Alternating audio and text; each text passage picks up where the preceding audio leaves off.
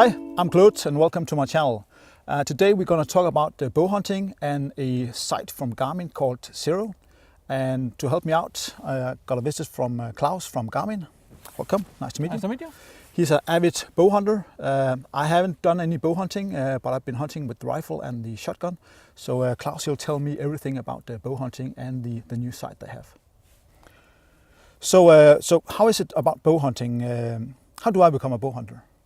Yeah, so I would say in a Danish context, the very first thing you need to have is an ordinary hunter's license, which is in bow hunting context, this is the big chunk of work, the big effort. So when you have your ordinary hunter's license, you would need to take one additional training day and pass a theoretical exam and a shooting test. That is not very much. One day, of course. Answer 20 questions and shoot 6 arrows. Okay. That is again a little effort compared to the ordinary hunter's license. How many arrows are you allowed to have in the tests?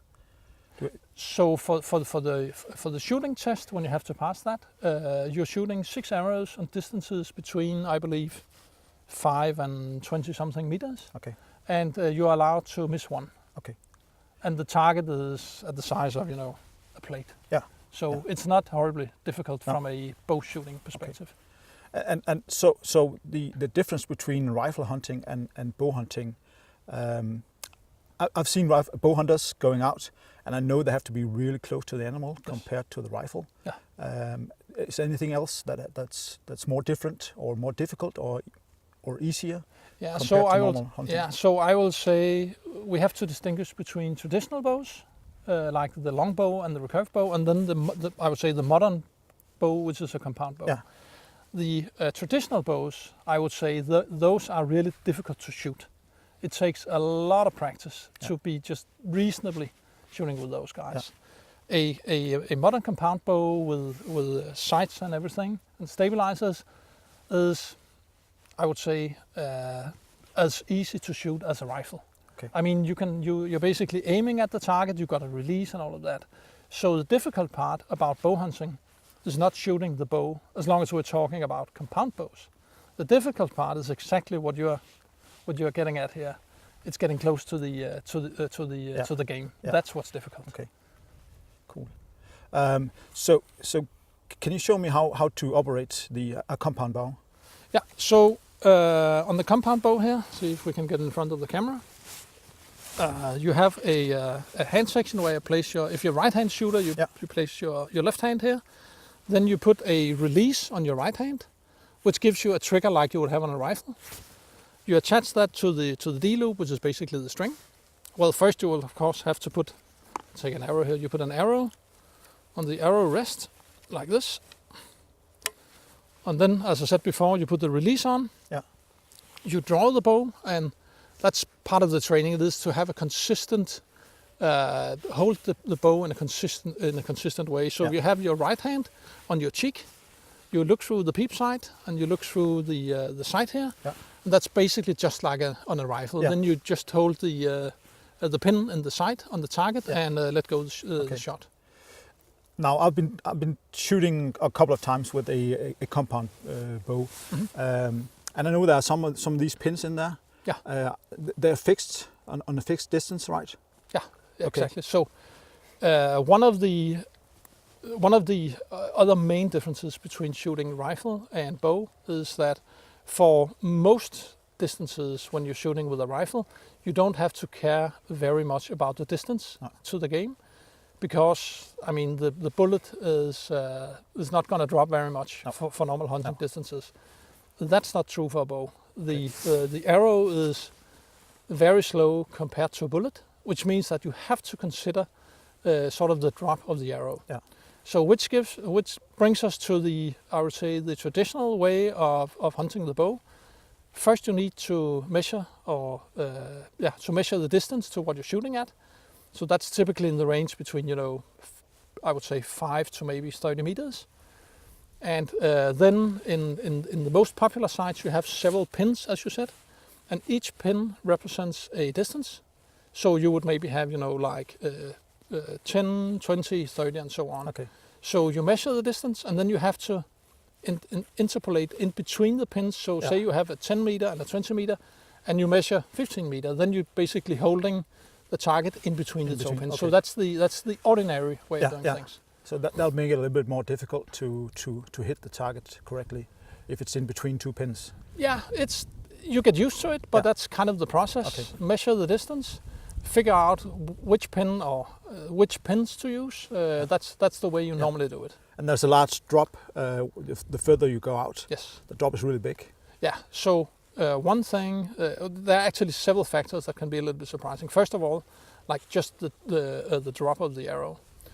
Also, because of everything is so slow. If you shoot from a tree stand, so you're shooting basically not horizontal but downwards. The distance you have to compensate for is only the horizontal component of the distance. Okay. Which is also something you need to consider. Yeah, yeah. And I would add on that. Furthermore, if you're shooting on really close targets, like I've been shooting pheasants at 2 meters, then the distance between the arrow rest and the sight, this distance here, all of a sudden becomes very significant. Yeah. So if you're just basically aiming at the pin you would normally use, your arrow will hit way below the target. Okay. So it's another factor that you need to keep track of in an ordinary setting. So how about wind from the side? How will that affect the arrow? So I have not seen any solid science on it that I have read, but I did some tests a while back because I had the exact same question. So I was like, what is happening here? Yeah. So one day I was shooting at closer to 100 meters in strong wind from like 9 o'clock. And the first problem you realize is even before you let go of the arrow, is it's kind of difficult to hold the bow stable. Yeah. Like when it's windy, because it's a pretty big construction, right? My experience is that, and this could be different from other bows and arrows, but my hypothesis is that if you think of if the arrow flies this way, and we have wind from that direction, then the wind would offset the arrow to the right. Okay. But what I found was I was actually continue to hit the target, and my idea is that the wind, of course, affects the vanes of the arrow the most. Yeah. Which would actually create a correction against the wind. Yeah. So and this is just my answer, the short version is, it doesn't really affect the shot too much, but it's certainly gonna affect probably your ability to hold the bow steadily. Yeah, okay. Yeah, because I would think, again, as you said, that it will affect the feathers, so it will turn into the wind. Yeah. But again, I don't know how much it would do that, because I can also see the feathers are quite small. Yeah. So, well, that's and if we follow that line of thought, of course, different sizes of vanes or feathers would act differently. Yeah, so don't take this answer as absolute science. No, okay. It's just my personal observation, and I had the exact same question. Okay, cool. So could you show me how to shoot the bow? Yeah. So I think we should start by shooting like the ordinary. Yeah. Situation. Yep. So I will turn on the zero sight here, and I'll just give you fixed pins. So you'll see in the sight in a second that you have five dots in here. There's dots for 15, 25, 35, 45 and 55 meters. Okay. And we have a target which is only like 10 meters out. So I would say you can just use the upper dot, which is sort of the 15 meter. So what you do is you hold the bow with your left hand, and I will have to give you a release. Maybe I'll do it like this. I'll have to put on the release.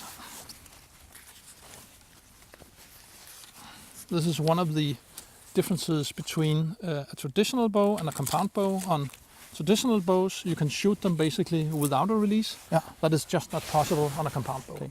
So there is like a trigger here? Exactly. So what you do is you keep your index finger on the back of the trigger. Like sort of if you're shooting a rifle, you keep your finger away from the trigger until you're actually ready to shoot.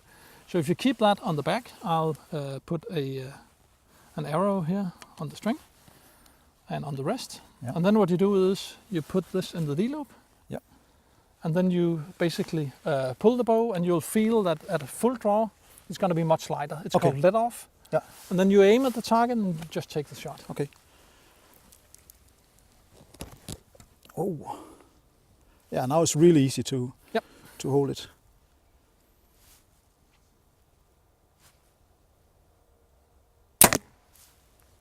Wow.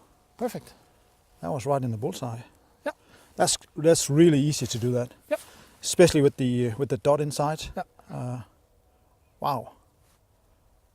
So as I said before, shooting a compound bow is much like shooting a rifle. It's like you're aiming at the target. It's not like shooting a traditional bow. No. You have to. It's more like instinctive shooting. Yeah. This is like aim shooting. Yeah. So it's much like a rifle. Yeah. Wow. So how does this work? The zero sight. Yeah. So let me take this for a second and show you. So the big difference between a traditional sight, like we talked about, and the zero sight is that the zero sight has a built-in laser rangefinder.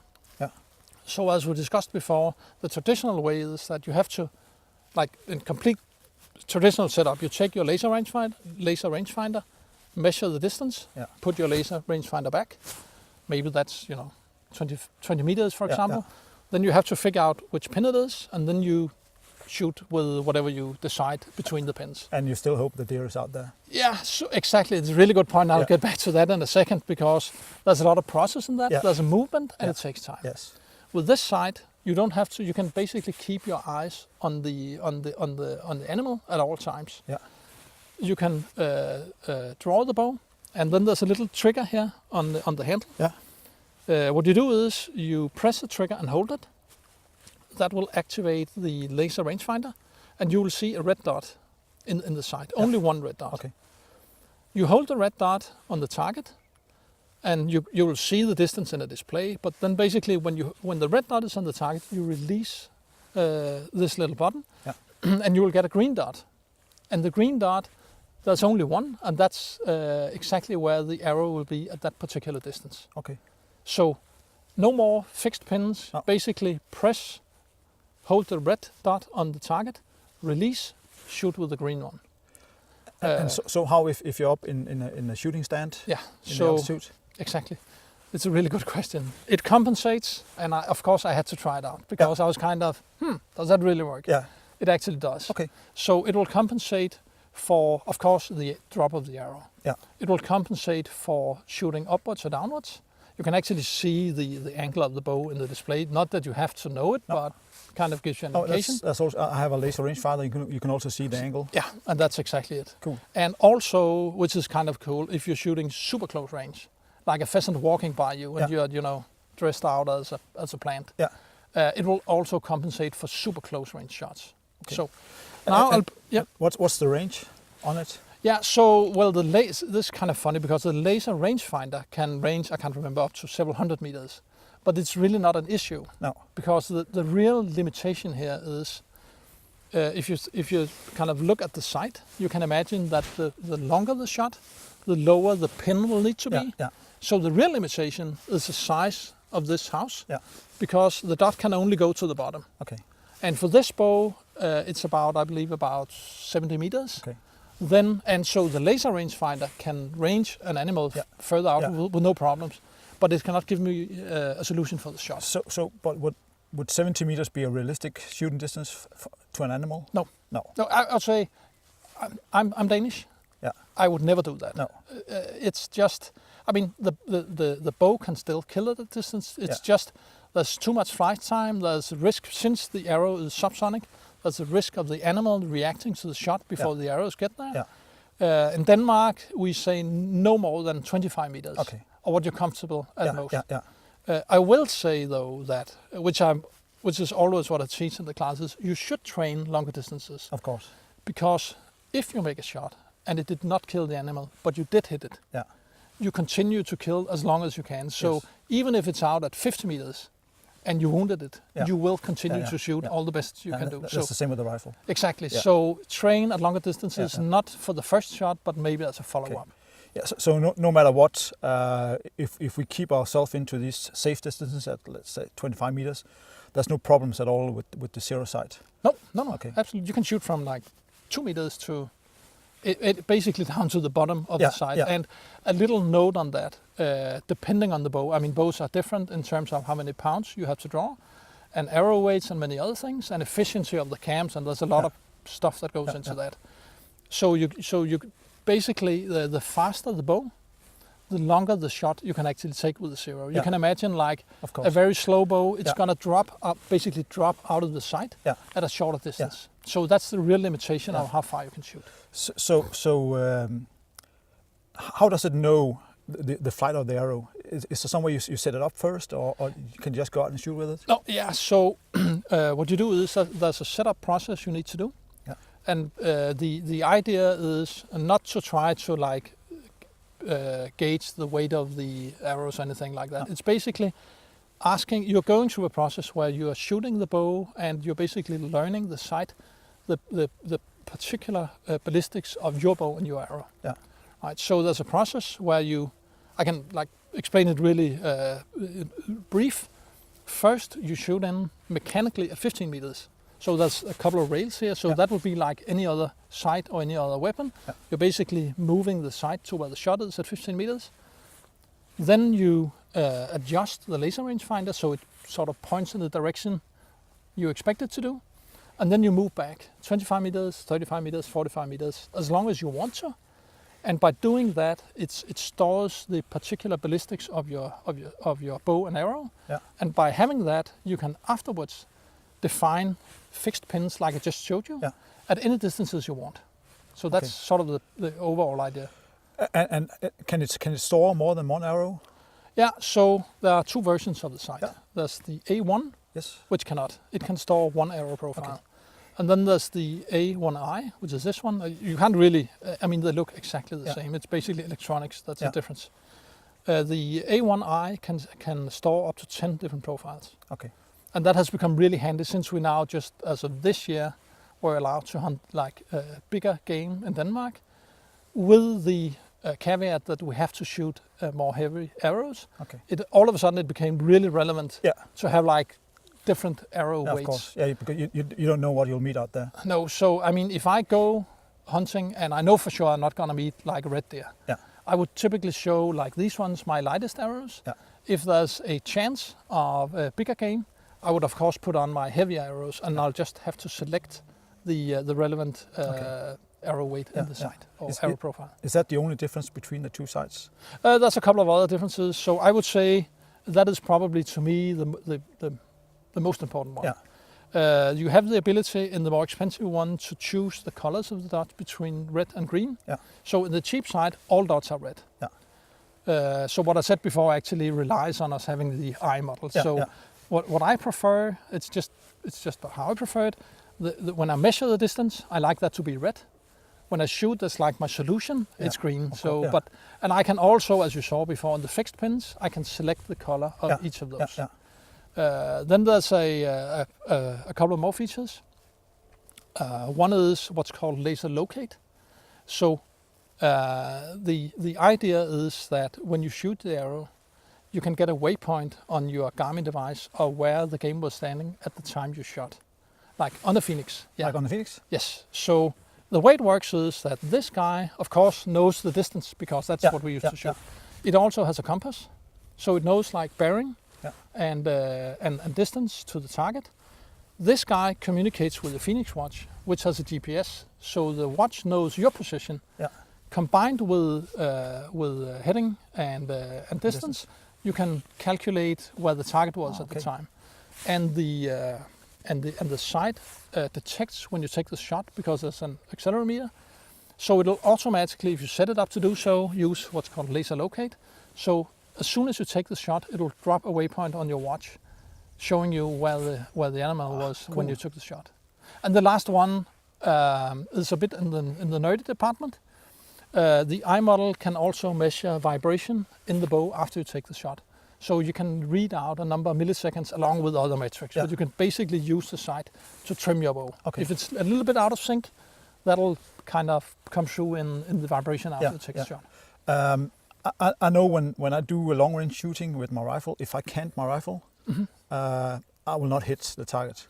Can this measure the canting also? Yes. In the bow? Yeah, exactly. You can set up, again, it's configurable. You can set up like an alert in the display to give you an indication if the bow is not like vertical. Yeah.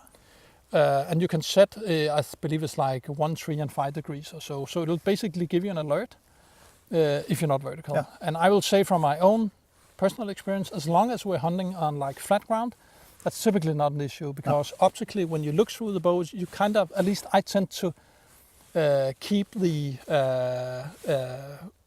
bow at a 90-degree angle towards terrain. Yeah. But the problem is, if I'm shooting in a mountain or something like that, I tend to tilt the bow towards the same way as the mountain. Yeah, of course. So then it becomes really relevant. Yeah. So you just get an alert saying, hey, you're not vertical. Yeah. Is that audible or visual? Oh, it's visual. You see it's placing a couple of dots in the opposite end of the sight compared to where your shot solution is. So you'll immediately see that, you are like not vertical. So you're still totally silent? Yeah, absolutely, absolutely. Oh, yeah. Great. Yeah. So how about when you shoot the laser, is there any noise or is that also totally silent? It's completely silent. I mean, it's this non-existent sound. Oh, that's cool. And I will say, and that's probably, I would say, the most important, for me at least, as a bow hunter, the real difference in the real world, in a hunting situation. What I felt was I came from a situation where I was like, typically I go out in the forest, I sit down, and then I measure a couple of distances to get a tree stop, a stone, and something else. So I kind of have an idea that this is typically at night. Yeah. So that is 30 meters, this is 10 meters, and so on. Yeah. But when the animal starts to approach me, which is typically what's happening, then at some point I have to make the decision to grab my laser rangefinder, pull it up like super slow range, put it back, grab my bow, put on the release, draw the bow. First of all, this creates movement. Even though I'm trying to do it slowly, it still creates movement. It takes time and it takes attention. So my eyes will be off the animal at certain times, like I'm looking for my laser rangefinder and so on. That has spooked, for me, more than one animal away. They kind of picked me up before I was ready to shoot. The difference with this one, which is really what I like about it, is I'm typically sitting, and if I'm sitting on my little chair, I have this on my leg, I have the release on, and I never watch the bow again. I have my eyes on the animal. When I see the animal, when I make the decision that it's kind of promising, at the right time, I pull my bow. Only then, when I actually see the animal in the sight, then I do the range and I get the solution. So it doesn't take my attention away to range. There's no risk of the animal moving between a range and a shoot. And it's just faster. It's less movement, less noise. It's faster. And so that's, to me, the game changer. So if I want to start doing shooting with the bow, what would the main reason for me be to buy the Xero sight compared to just the normal sights? There has to be a difference in price. And how about weight and so on? So weight-wise, it's absolutely comparable. Actually, my old sight I had before this one was actually heavier. Because I'm a bit of a shooting nerd, so I had I could adjust with a little reel on it and so on. So and it was all made in steel, so it was actually heavier. Okay.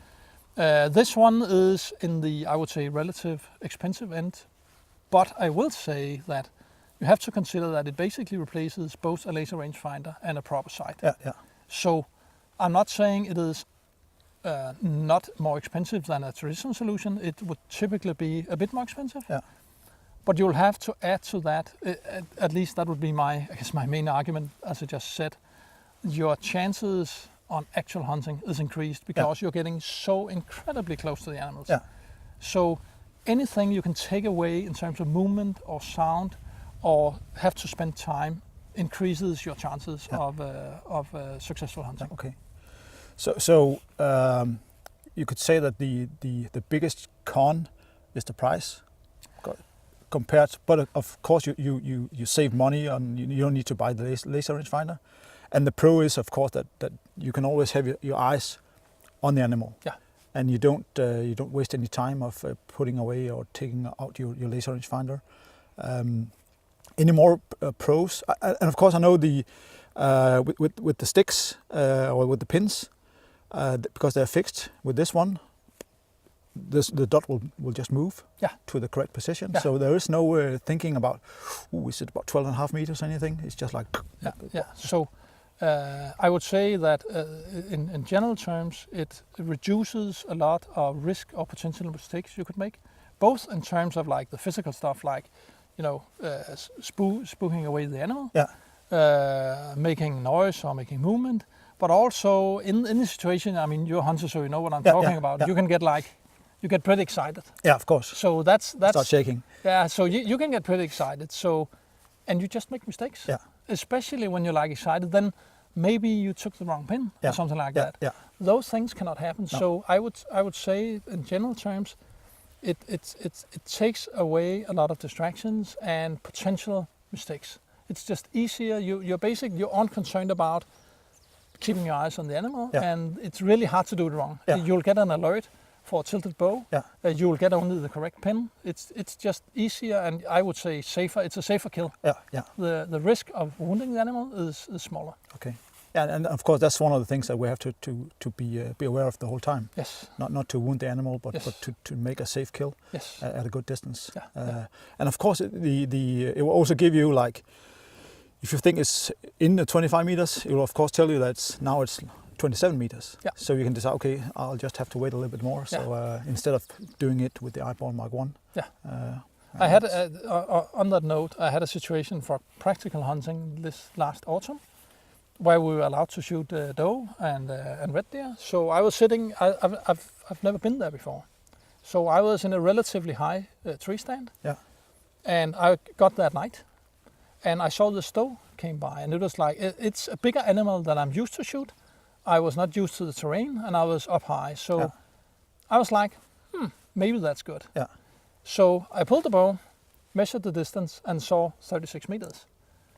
Yeah. It was just, okay, have a nice day. Yeah, I'm not going to kill you today. No. But, it was just easy for me to kind of last minute, okay. Yeah. I was ready. Had it been 25 meters, I would have taken the shot. Yeah. But I had no panic, so to speak, before then. I was ready, and then I made the decision, okay, you can go. Yeah, and there's no doubt. No doubt at all. I know the exact distance. Yeah. So that was a practical use of the range. That's great. Yeah. That's great to hear. Afterwards, when we're done here, I really want to try out the bow again, and also maybe pair it with my watch. Yeah. That'll be really cool. So I just got a last question. How does the Xero operate in a harsh environment, like low temperatures, rain and so on? Yeah, I had the same concern when I received it the first time. Yeah. It was actually a pre-production model, but anyways, I couldn't help myself. I needed to figure it out. So I took the bow and I went out. This was like Danish winter, so typically raining. Yeah. And I went out and I held the bow like this, and I made sure that I got plenty of rain down in the side. Yeah. And when I was like, I could see water down there, but it's not going to pass the glass. I tried to take a shot, so I lift the bow up, and what I experienced was that the water just falls off the sort of the head-up display, and I could shoot without a problem. The other thing, which I've not been able to test because of our temperatures in Denmark, is how does it work in the cold. So I can only relay the information I got from my US colleagues because they had kind of the same concern. So they brought it out to something like minus 20 degrees centigrade, and it works perfectly. Yeah. I will say though that it's really key that you remember to put in lithium batteries. It's AA batteries, that's a form factor. Okay. So you can fit in alkaline batteries, but it's not going to work when it's cold because alkaline doesn't like cold. No. And also the lifetime of the battery is shorter. Okay. So make sure to spend the last little bit of money on getting the correct batteries. So how long a time is the lifespan of the batteries? I think the manual states about a year. Okay. It's like thousands and thousands of measurements. So I would say if you swap them once a year, you should be fine. Cool. Wow. Great. That was a little bit about bow hunting and especially the Garmin Xero site. I'd really like to thank you, Claus. It's nice meeting you. Thanks for having me. And also great that you can share all your experiences regarding the site and also bow hunting. And this is something that I want to pursue in the future, bow hunting. I think it's maybe the ultimate type of hunting, so you can get really close to the animal. especially using some of the gadgets. I really look forward to try that. So that was all that I had this time about the bow hunting and the Garmin Xero sight. Thank you for watching. Have a nice day.